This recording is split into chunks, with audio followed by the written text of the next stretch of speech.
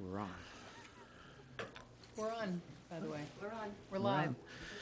Good evening and welcome to the January 23rd, 2020 Community Preservation Committee meeting, our annual televised meeting. We have to do this by statute for the state. I just want to read a disclaimer here. Notice the public hearing. The Mills Community Preservation Committee will hold a public hearing on Thursday, January 23rd, 2020 at the Veterans Memorial Building, room 229, 900 Main Street. Mills, Mass., 7 p.m. The purpose of the hearing to obtain comments from the public on issues related to the Community Preservation Fund. Nathan Maltinsky, Chair. Now we got all the official business out of the way. I'm Nathan Maltinsky, Chair of the Historical Commission, yes, and the CPC Committee. To my right, we have Lauren Barnes, our Selectwoman representative. To my right also, we have Wendy Berry, who is our treasurer and bookkeeper. To my left is Ann Rich, representing the Conservation Commission. To the left of me is Pam Room Mustard, who is from the Rec Department. And Jim McKay is representing the Planning Board. And we also have Camille Stanley, who does our administrative work and does an excellent job as always. We have a couple members out tonight, Ray Normandin, Dave Baker. I think that's it. That's it? So tonight we're going to highlight, we have one project to highlight, and it is the Niagara Fire Engine House restoration. This has taken a while to complete. A good portion of the restoration funding came from the CPC funding, and it has been beneficial to completing the building. So I have put it together a PowerPoint to show the beginning and end of the restoration. And tonight I've asked Mark Proofer and Charlie Vecchi, who have been two key components to this project, to come in and chime in, and they'll discuss some of the work and slides that I prepared. So come on in. Should we turn down the front lights so we can see them? Right behind you, Phil. Can you flip one of those lights? Come on up, Mark and Charlie. Perfect. Thank you. You can have a seat there. Hi. You want to pull those microphones toward you. So tonight, welcome and thank you for coming, gentlemen. Nice to have you here. Tonight, we're going to do a brief history of Niagara, the vision of Jeff Hardin's dream, community service, volunteering, and fundraising, state grant from Cheryl Jakes, former Mass State Senator, architectural design by Mark Proofer's hand-drawn plans for restoration, Community Preservation Act funding, phases 1 to 4, and Niagara Grand Hall grand opening ceremony. The restoration was funded by volunteer lead fundraisers in town, public donations, and various donations from local businesses. Although these efforts were great, costs were high and funds were limited. Restoration came to a halt. A grant was secured from former state senator Cheryl Jakes for $50,000. These funds were utilized to transform the facade and two sides back to the original condition. Timing was on our side when the citizens of Millis adopted the CPA Act in 1999. I can just go over a few. This next slide is the funding phases and what we received from the CPC. So in June of '09, we received $60,000, and that was for the foundation, plank flooring on the first floor. This is quite extensive, and the slides that follow will show the extensive work. The amount was $60,000. Estimated value from work from the commission members and volunteers was $13,900. Phase 2 was November of 2011. In that phase, we borrowed $120,000. So we had roofing, exterior siding, trim, windows, ramp and stair, on the outside, exterior painting, and miscellaneous work. Estimated value of the free work from the commission and volunteers was $84,700. Phase 3 was voted on in May of 14. And that included HVAC for the entire building, a new hose tower that was taken off in 1974 and replaced and built off-site and dropped in place, side entry brackets and awning, board and plaster, finished stairs, interior wiring and partial installation, of flooring. Materials, wood flooring, partial lighting, insulation, stair parts, doors, trim, attic, stairs, and other miscellaneous. That was $97,000, coming to a total of $147,500, $550 from donated time from the commission. May of 19, we were very close on funding, but we needed an extra $20,000 to pay for materials that we needed to finish up the project. That included light installation, lighting fixtures, alarm. We put kitchen cabinets in, fixtures, trim, interior storms, and glass for the cases, and some exhibit materials. And the commission also did donate $4,500 worth of free time. So the total amount that was received from the CPC was $297,000. We valued our commission time and donation at $250,650. So it's always nice that we ask projects of any sort that come to us that we get alternative funding. So it was one monetary funding, it was through labor for this project. So this next slide shows the grant from Cheryl Jakes for $50,000. Mark Proofer did the pro bono design and oversight, and the estimated value was $9,500. In 2011, the Mills Historical Commission donated $6,404.40 towards Phase 1. We ran short on money, and we had a gift fund and monies raised that we used towards this project. So the total public funding amount was $347,000, and estimate of free work was $266,554.40. So projected cost before free work was $613,554. Some of the monies seem like they may be high. All the CPA projects have to be prevailing wage, and so that does drive up the cost from an average wage to a prevailing wage. So what we have here is Niagara in the late 1920s, early 30s. It was a multi-use building. I'll just go through a few slides here. This is the fire engine, which was housed in there, and this is Snow's Hall Fire in December 8th of 1934.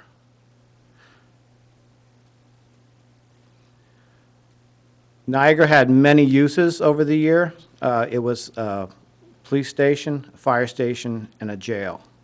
If you look at the picture on the left, it shows the bars on the windows, and then you have the two smaller windows on the back. That was the jail in the building.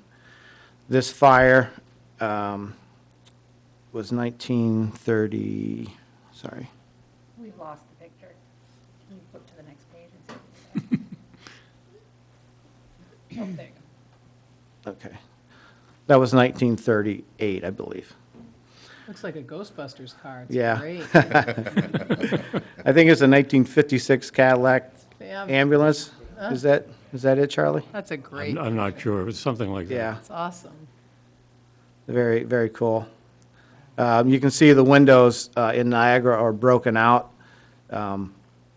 So the whole roof, there were two fires and one lightning strike on Niagara. The irony of that.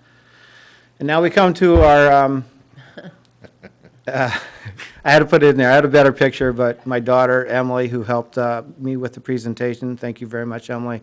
This is Jeff Harden. Jeff was a selectman for the town of Millis, grew up here, and was instrumental in getting this building saved and restored. Jeff started this in 1999, and unfortunately passed away in 2009, I believe. So Mark Slayton and I met him at his house shortly before he passed away, and I assured Jeff that the project would be completed, and it did. Just took a little longer than we wanted to. And here's Niagara in 1978. It was a town hall. There were several offices in there. Charlie, what offices were in there? On the first floor, in the front, Excellent. which is what this is, was the tax collector and the assessor's office. And in the back was the Board of Health. On the second floor, the hall was a big open hall. Ann remembers all this. And the back, which is now where the staircase and stuff is, going up to the back, was the rec department. Yeah, the rec department. And that's where Janet McCarron used to hang out. Mm-hmm. And it all closed down when this building opened In 1999? in 98, 97, 98. The rest of the town offices were up the street at the Lansing Lansing Memorial Building, which is the old train station. That's what the building looked like when we undertook Cheryl Jacques' funding project for the facade, just like that. Right.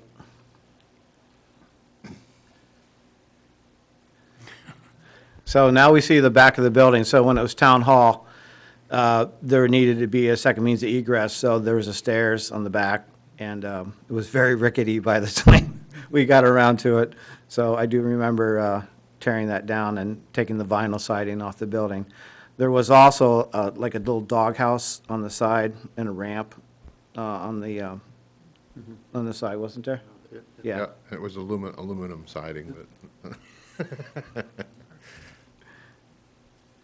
So if you, Mark, if you want to take this up, and I'll just go through, this is the progression from the phase one. So pull your microphone a little sure. bit closer. So this is phase one when we started receiving CPC funding. And the first project was to lift the building up, excavate demolish the existing concrete slab that they had poured on the interior, excavate for new foundations, and repairing existing foundations on the interior and exterior of the building. And then pouring a new lower slab to create a crawl space underneath the first floor, which became 3-inch tongue and groove wood decking, which is believed to be similar to what was there originally. Yep. And one of the problems was they poured concrete right up to the sills, and the sills were totally gone. Right, all Probably the sills were rotted. So 3 we had to feet of good replace sill all in the whole building. Mud sills. Yep, there we are. There we are in the hall. And Beth Krimmel was chair of the Historical Commission at that point. in the Yep, Beth project. was very instrumental in helping us out. Yeah. And we hired a contractor to do that work. Obviously, it was beyond the scope of what we as volunteers would be able to execute. On the second floor, the firemen were still using the building as a gymnasium, workout room, gym, right? Weightlifting and whatnot. The last piece of equipment went just a few months ago, I think. So, here's the facade. The facade was renovated in '99, we contracted for that work to under the $50,000 grant. Joe Ham, who is from Medway, his great-grandfather actually built the original building. So that was kind of an interesting piece of history. and he did the front facade. Wow. Just to break in, when they did that work, they had to hold the building up, and that's what all that Steel beams. two-by-field, yep, and the steel beams. The building actually had to be Raised. raised and held up while they dug the hole underneath it. Right, so they crisscrossed the building with steel beams and then ran beams in, and then built shoring walls on top Right. of that to secure the building. And the building does have a lean to it anyway, but It has a bow more than a lean, yeah. that gives a little more detail here of kind of what it looked like.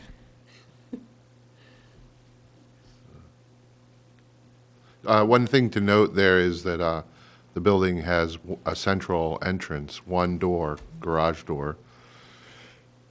And over time, they needed two for the vehicles, the ambulance and the fire engine, I believe.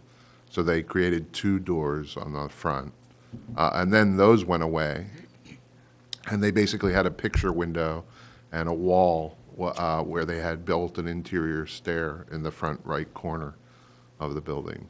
So that first project undertook taking out that stair and restoring the central opening and the roof canopy and the two windows on the lower level, and then restoring the windows on the second floor and the round circular window in the attic up there, and the sign that says Niagara 1. So we decided to make it Niagara 1 because that was the name of the engine house or the firehouse when Millis took it over. There was Niagara 4, Company 4, when it was East Medway.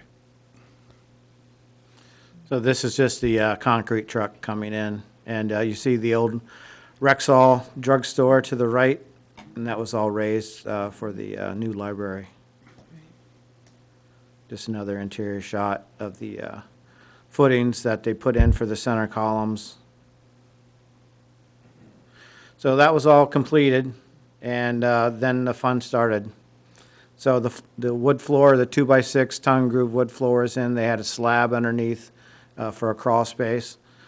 And then that's when Charlie and Mark and Mitch and everybody else got into work here.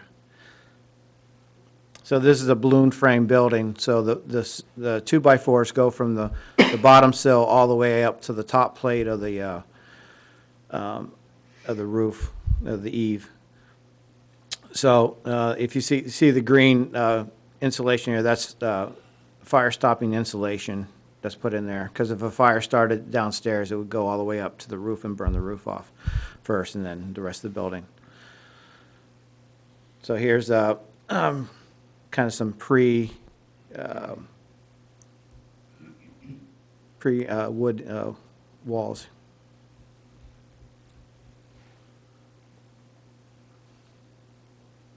This is the back room, and the back egress and the stairs going to the back. If you look up to the top there, we had Tri-County come in, and the students came in, and they built the stairs, cut the opening, and made the second means of egress for the building. That was a fabulous job, and it's a good learning tool for these kids. They did a great job, and Donna Cabibbo helped set up the commission on that and got them involved with the project. This is the old access to the attic. We ended up putting a big pull-down stairs in.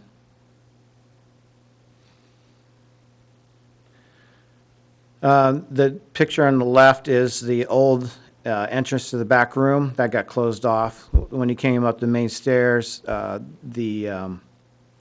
you could turn left or right, so we made the other closet a walk-through. And then the other picture is just insulation and in the back room. So this floor had 4 layers of flooring on it from over the years, and a lot of it was charred from the previous fires. I think my son Zach and Craig Schultz and his son helped us rip up the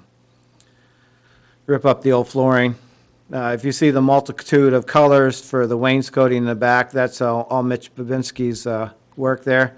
Mitch took all the pieces and sanded them down, fixed them up, and installed all of them, which is a very integral part in a lot of the woodwork that was in there. This is the main hall, and this is after the installation is in. We did do some foam, spray foam installation in the sloped areas. It was only a 2x6 wall rafter, so we had that sprayed, and then the rest is bat fiberglass.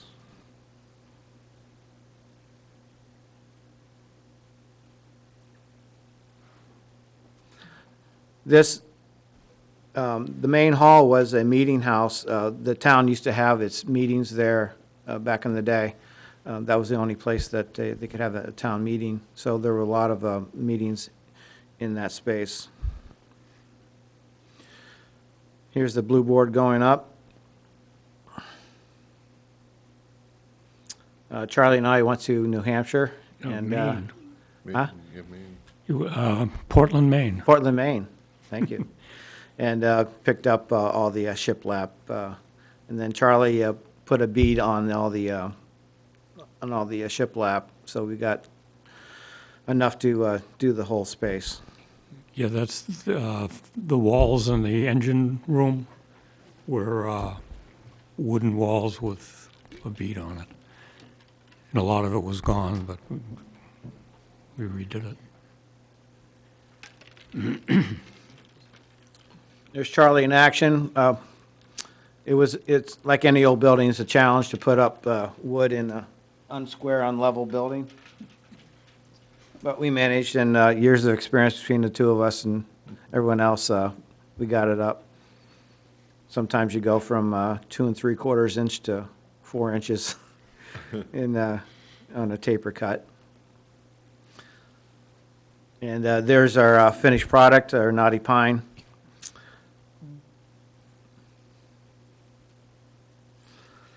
So once that was done, we had the building painted and a new roof put on. So that, and if you go back one, actually, the little window there is sort of trying to, sort of an homage to when there was a cell, a jail cell in the back corner of the building. We put that back in. Everybody needs a jail We cell. want in to, town put hall. some wrought iron bars across it. Yeah, At some I'll point. get to that. Yeah.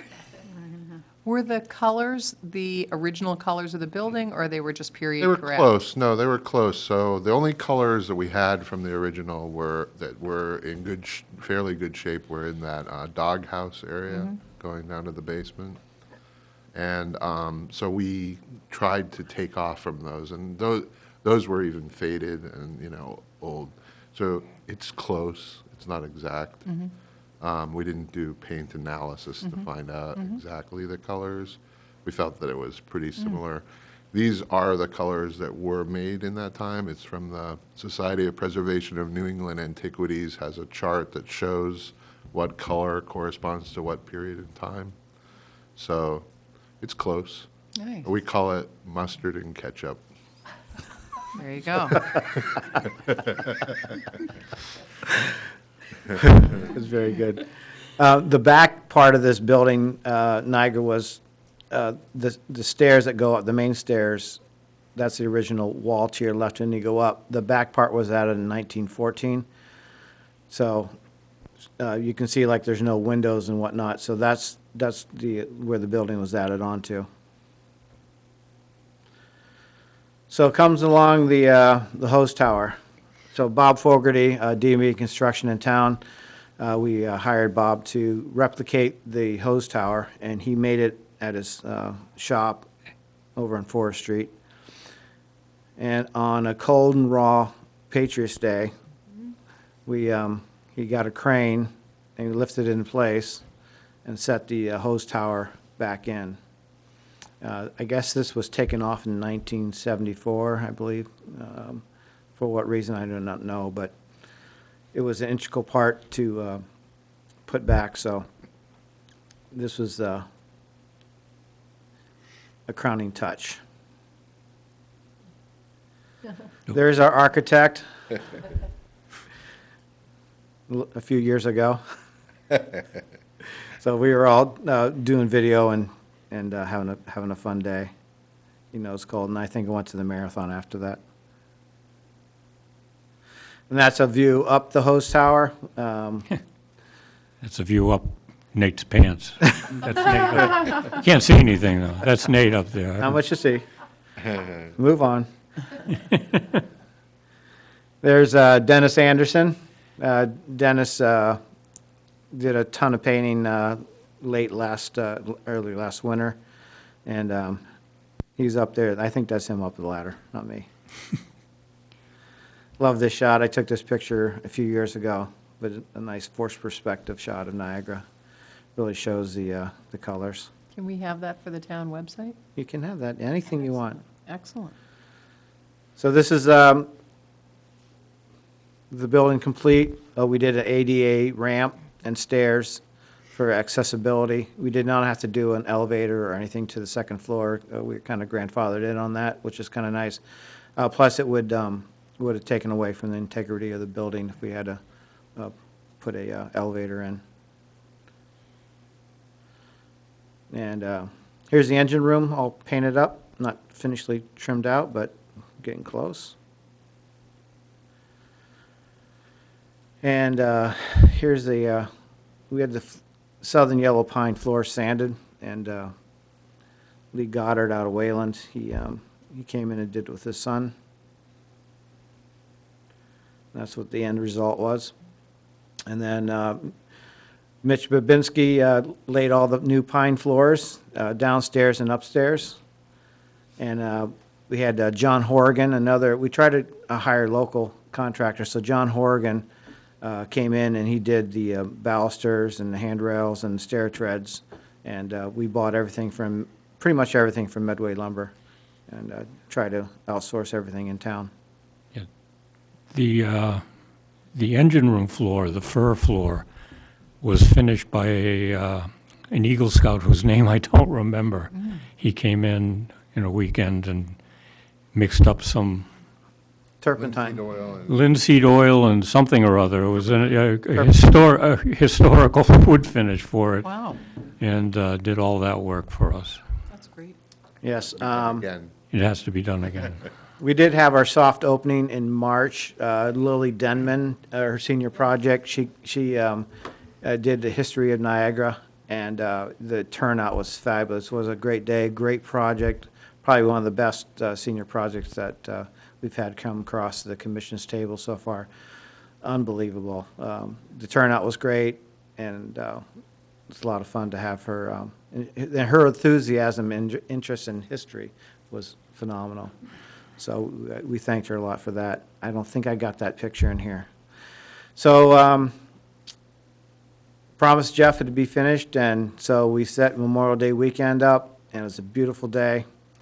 And so I got the Greater Boston firefighters, drum and fife, to bagpipe to come and play. And we had, I think, 19 or 20 of them come. And one of my friends who's part of that lives in Medway, Liam McDermott, great guy. So he came, and I have actually the guy that's the drummer is a friend of mine too. So they came, and I think that really made the day. So we did a procession down from the fire station down to Niagara.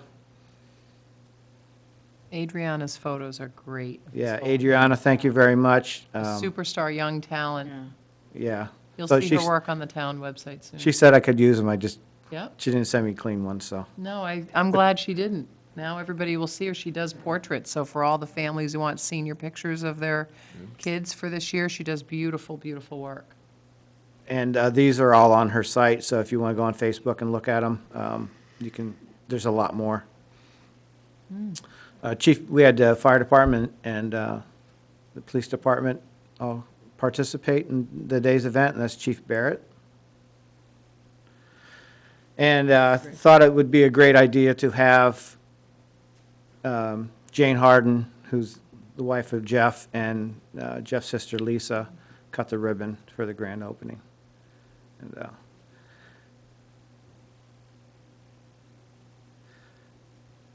And our team number one team member, Scott Floozy, giving Jane a hug.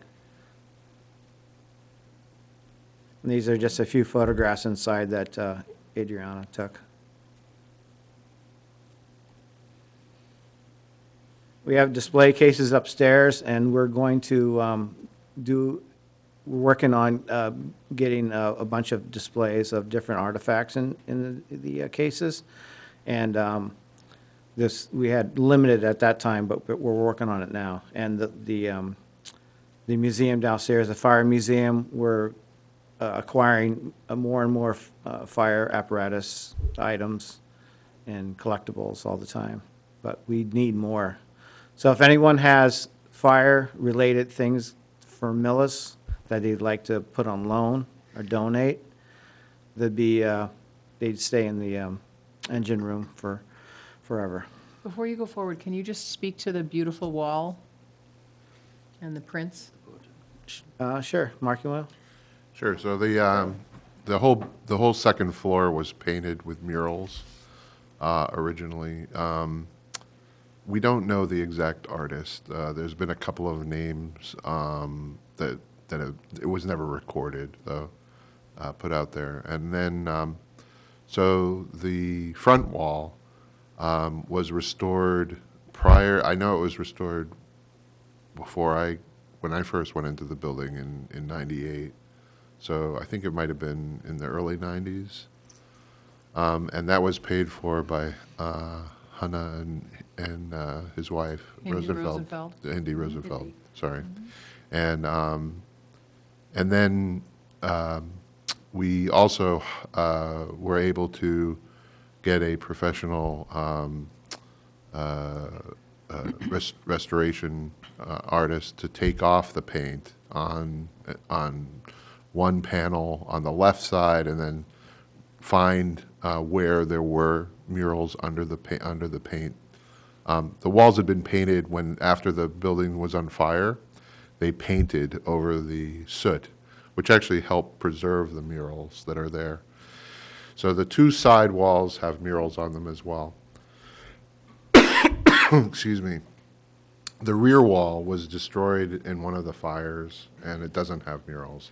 So we hope that over time, with funding, we might be able to restore the side walls, or we learned also how to take the paint off, and it's painstaking. They use Q-tips and acetone and just basically rub until the layers come off. So you can imagine how many hours went into restoring the panels that were uncovered. Then additionally, we have the artwork, which maybe Nate, you want to speak to, the Currier and Ives lithographs, right. copies that we have hanging in there now. Yeah, so we have the set of 6 Current Ives, Life of a Fireman, that were at the fire department that we had restored, preserved and restored, and made copies for here in town and for the fire department, and one for Niagara. And that was also CPC funding for that project too. And they're beautiful. As a set, there's only like 5 or 6 sets in the United States complete, and we have one of those sets. I don't know where they came from. I never found that out, but I saw them in Chief Bear's office one day. I'm like, where did you get those? And he's like, I don't know. I was like, wow, we got to do something with them. So we did. So those are hanging also in the building. They're beautiful, quite valuable. Well, we have copies in the building, correct? Yeah, we have copies in the building. The originals are At the library. at the library. Yeah, I believe. they're in the preservation room. Right, The Addams family. yeah, so I don't want to give anybody an idea they can break into the building and steal a really valuable set of bills. They're going to be stealing copies. Yes. The originals are under lock and key at the library. Plus, we have GPS monitors. The other on. thing to note, I think, are those cases that you see in this photograph, which were donated by a couple of townspeople. One was LaCroix and the other Mushnick, right? Jeff Mushnick, Jackie Gracie. Oh, Jackie Bob Gracie and Jackie also, yeah. Gracie. And, yeah, and those were made by the Tri-County students also, for a fee, but they did a nice job. And little bit of marketing here. The cases do move. We can move them to the wall, and the hall is available for rent, for, if anybody has a, for use. If anybody has a use, they can contact us, and it is available. The cases, like I said, can be moved to the sides or out of the room altogether, so you could have a dance there or whatever. We've had, what did we have? We had an anniversary party, or no, a wedding. Baby shower. Baby shower. No, a wedding shower. It was a shower. Maybe, I don't know, one of those shower things. Yeah. Yeah, we've rented it out twice already, and it's nice. And, Maybe it was all of those things. yeah, Yeah. And going back to the murals and the painting, the front wall has actual scenes of, they're not murals probably, but they're sort of fire scenes and stuff. The side walls are probably architectural. Yeah, it's actually, they actually have curtains. Curtains, like you can see there where the other murals are, and they were probably around the windows down the side. And if you go in, you can see, squares where they did with the Q-tips, clean, so there are sections, you can see small sections, but. Other than renting out the space, how can the public see this? Our plan, now again, somebody can hit me if they want, is starting in March, when it gets a little warmer, we're going to try to be open at least one weekend, partial day a month. the third Saturday of the month. Yeah, just in general, and try to get that going, and then people could just come by and come in and talk and, look at stuff, bring stuff. Your kids can ring the bells on the two engines, and, it'll also be a chance for us to, sort of have a semi-organized workday, and whatever. So we're going to be advertising that. I think we are going to do that, probably starting in March, and then we'll, continue. We're going to be using it more and more, hopefully. And we do have a full bathroom, which actually you, Charlie, Jeff and I and you framed it up, and then Charlie did the tile work on the floor and the walls, and it looks awesome. Leave it to Italian to do tile work. And then Frasca Plumbing they did some pro bono work for us, all the cast iron plumbing early on, and then we hired them out to finish up put the fixtures in, and then the kitchen upstairs. So everything is it's a considered commercial building, so you have to use copper, metal, and can't use plastic. Yeah. So, Yeah, we do have I guess you call it a half kitchen.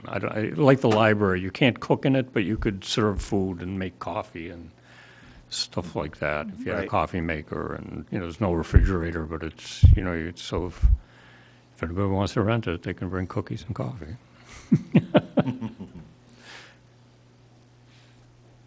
so here's the Greater Boston Firefighters Band.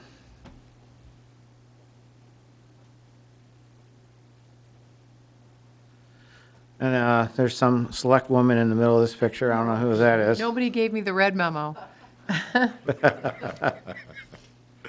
That's a canary in a coal mine.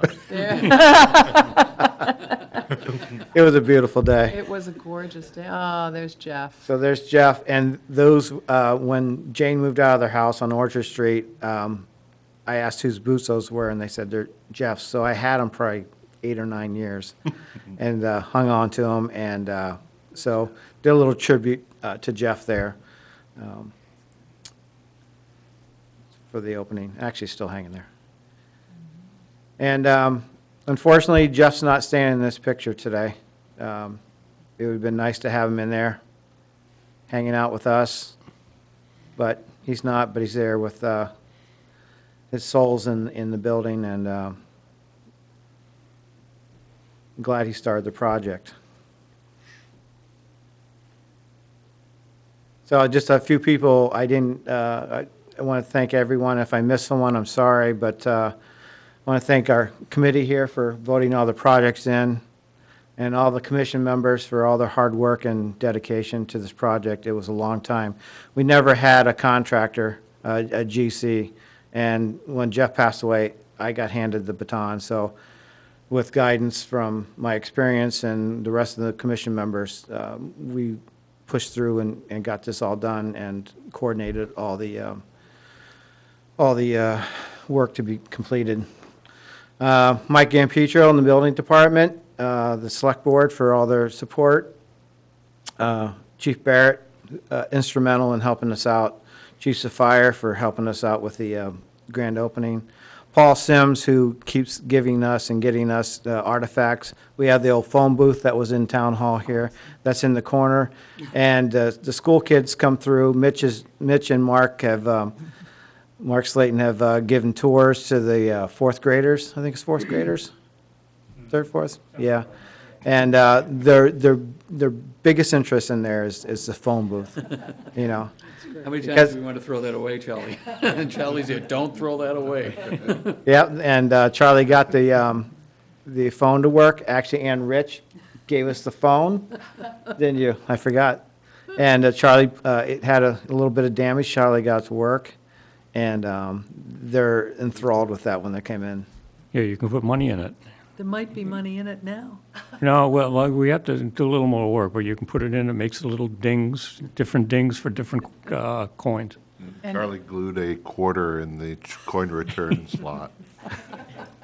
And Charlie also rings the fire bells, because they had different tunes, basically, depending on what the street was for the school was Oh, going to be closed and such. They look like Yeah, we're little working- tiny saw blades. Right, we're working on that too, the old, I can't remember what it was called, where they used, it used to actually run the horn on the roof. And they'd put different wheels in, and that would click the, we're gonna get that to sort of work. Not to blow a horn, but to do something. That freak out the neighbors. We do have the horn. Yes. Yeah, we had the original horn that was, no, well, it's off the fire station across the street, Right, but not the original to Niagara. yeah, so if anybody has that in their basement, Bring it down, no bring it down, questions. we'll do something for it. I'd like to thank Frasca Plumbing again for their donation of their materials and time. Jose Reyes Electrical worked with us, and several times, he had to come back numerous times. We had a squirrel, little Pepe, huh, Mark? Squirrel came in, chewed up some of our wiring, we had to rip it out and redo it. We have it on video. We have that on video. Yeah, yeah. I don't know if he's around anymore. Kevin and Lori Riccadelli for donating materials, and Lori helped out. Guzman Proof for architects for their continued support for all the drawings and support and working with all our subcontractors and on phase one especially with getting things going. Adriana, or I don't know how her last name is pronounced that, but Adriana for their photographs. We did have a Niagara team early on, and it kind of disbanded, but there are a lot of members there that helped out. Bob Fogarty with D&B Construction. Beth Krimmel, who was on the commission with us, she was instrumental in the beginning part of this project, getting things going. She just moved back to Minnesota or Wisconsin. Tri-County was fabulous, and with the help of Don Cabibbo. Foreign car repair, John Santos, he'd come over and plow out our driveway for us and help us out, or he'd open the building if I couldn't get there to let somebody in. Jane and Lisa Harden and family, they were instrumental in getting materials and historical stuff to us to put in the building. Judy Aguirre for her numerous articles and support. She was fabulous. We had tons of coverage on this building. And to Jeff Harden, whose dream it was, and especially to the residents of Millis for your continued support over the past 20 years. Without this CPA funding, this project would never be completed. And that's why this is in place. In many towns in the Commonwealth, have done projects like this because of CPA funding. It's just, you'd have to do an override to be able to have a project like this. And with the way things are going now, it just wouldn't happen. So it's a small surcharge on your taxes that goes to this. We do get state funding, and it would just never happen. So thank you for supporting this CPA, and thank you to my commission members for doing a great job. And we'll see what we have down the road. We have a couple projects we're going to be working on, so, but thank you. And thanks to our faithful leader, Yeah. Nathan Moltinsky. Thank you. It was a pleasure. Very nice. All right. Can we get up? Yeah, you're set. I just want to say, both as a resident down the street, I would go down and bother this work team frequently because I live right up the street. But I just want to say to the town that this is a crown jewel now. This building is really special. It's really important. We have some other buildings that are at high risk that we're hoping that we can save through the same type of effort. I want people to know that Mark Proofer shows up with a smile on his face to get us started for so many projects. We are just out in the market right now with a request for proposal, last call, for the Lansing Millis building, which was mentioned, the former train station adjacent to the St. Thomas Church of the Apostle, kind of back-ending to this. And then, of course, the Ellis School building is also on your radar as a building that is also at risk. So if there's a benevolent family or corporation out there that is looking to have a special landmark with their name prominently featured for providing the financial component of this, Millis clearly has the heart and the drive and the commitment to the historical preservation. And like anything, all it takes is the fuel of money to stretch the materials. And what the town can't see is that the audience is filled with people who really played important roles in that. Physical labor, cheerleaders, just tireless in terms of their commitment to seeing this through. And I would imagine I own a 300-year-old house, as everybody knows. And there were probably many times where you wanted to just toss in the towel and go, oh, what did we ever think we were doing? But 20 years later, it's just absolutely gorgeous. So congratulations. Well done. Hopefully it's a blueprint for the future. I think it is, and what it really does is it solidifies that corner. And from there down to the police station and moving up, it really, people's like, oh, that building? Yeah, I know that building. It really makes that whole area, and hopefully we can do something on Exchange Street and keep going. That's right. Stay tuned. Thank you so much. Thank you. A worthy presentation. So next in line, we have Miss Berry. Wendy Berry is taking care of our numbers.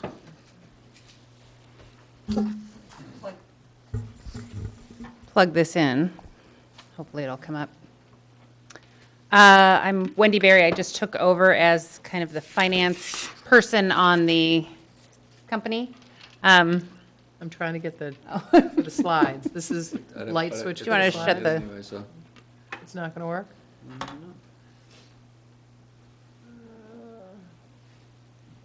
The TV doesn't need it. It goes directly right from. Yeah, no. Well, anyway, and I just took over and got my first report at about noon today on the finances. But I don't know, this is gonna come up for us here. No.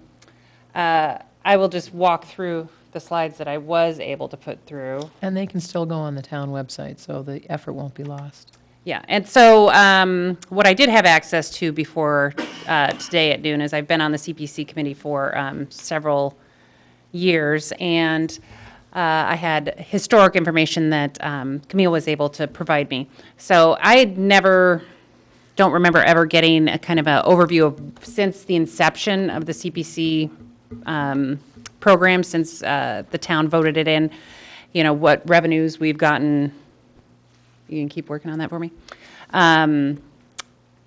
So I went back and took a look at that information, and I found it was interesting that the Millis Fund, the revenue has been just over $2 million since it started, since it got voted in. The first funds went in fiscal year '08. 77% of that money has come from the town surcharge. So, 1.5 million has come from the town surcharge, and the bulk of the rest has come from the state match. So it was a way for the town to really invest in these kind of projects like we just heard at Niagara, and get some money back from the state to help fund some of these things. So kudos to you, Millis. That was before I moved here when I got voted in. Then the funding type of, just wanted to take a look at how we were funding this, whether it was out of the kind of revenues on hand, the cash on hand, or whether we were bonding out projects. And so of the $1.5 million worth of projects we've done, half of it has been from cash on hand and half of it has been bonded out, where they were too big, projects that were too big to pay for straight up. So we're paying those over time. I guess the interesting thing to me is a member of the committee who's always interested in when the different projects have come in and talking to people about what they're interested to do, is the size of projects that the CPC has funded over time. We've funded 26 projects. 24 were funded out of cash on hand. And of those, about half were less than $10,000. Like that wasn't the Niagara project, but about half of those. So 11 projects were less than $10,000. With the smallest project ever funded was $250. And the largest one was one of the phases of Niagara, which was $120,000. So it's not that you have to save a building every time. It's, this is really a fun to kind of take a look at all the different aspects that are going on in Millis and take some action on those. Where you have the will of the people and somebody willing to put the time in, it's a good way to support that and to get the work done. And then I just wanted to mention that there were two bonded projects that we've done, and one was the Dewey land purchase, which is up at the corner of Exchange and Orchard, buying the farm up there and keeping it as open space. So when you're coming into Millis, I know that's, you can still see that we were a farm town. I mean, we're now, more of the House town. Yeah, suburban town, but we were a farm town at one point. And so that was $300,000 and put that out to bond, and still working on that. And the other one was $450,000 for the Veteran Memorial Building restoration, which was a project that it was perfect for the CPC. This is a historic building. It needed to be done. It's still in use, and it was to maintain the integrity of this building and make sure that we can still use it. It was work that was perfect for CPC funds to work on. So anyway, that's just kind of a look back at kind of all the things that we've done to date. And then the most important thing, to Nate at least, is the how much money do we have to be considering for going forward.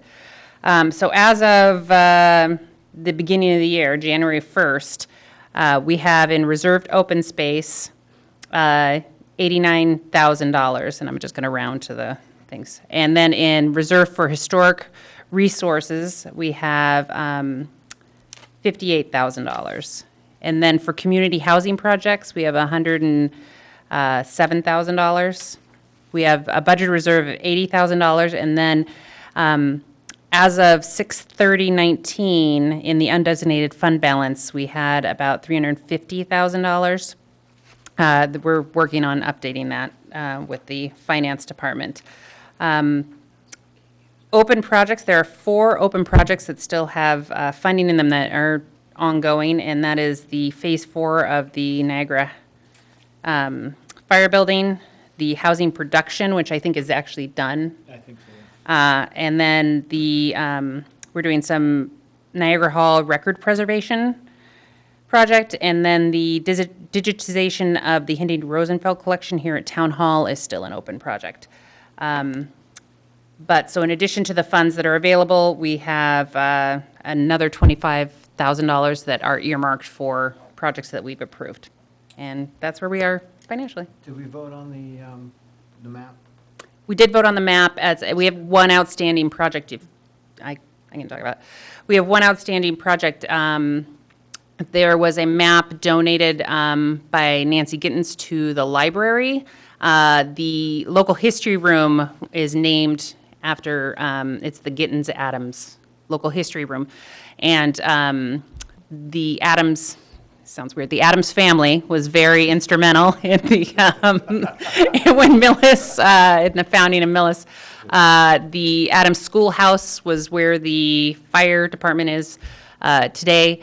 And anyway, so she had a map from one of her ancestors who worked for the town of Medway when Millis and Medway were together. And it was a pull-down kind of a rollout map, Henry Walling map, which is, he was a kind of a famous map maker, itinerant map maker who went around to like small communities around New England, and he'd be like, would you like a map of your town? And people would be like, sure, we'll take two.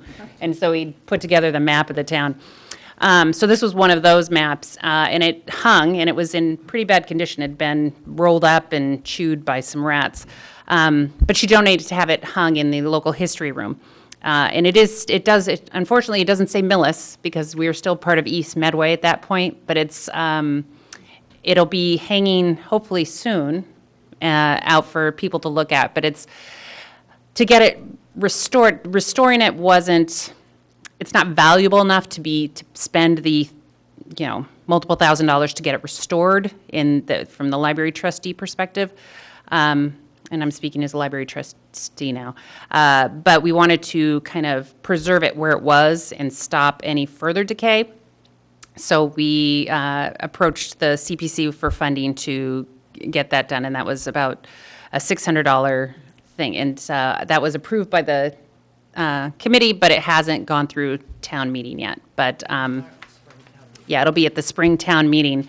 And again, it's a pretty amazing map. Back then on the map, it would just say, Maltinsky with a little line next to a road. And so there were no, it would just, everybody who lived in town had their name on this map.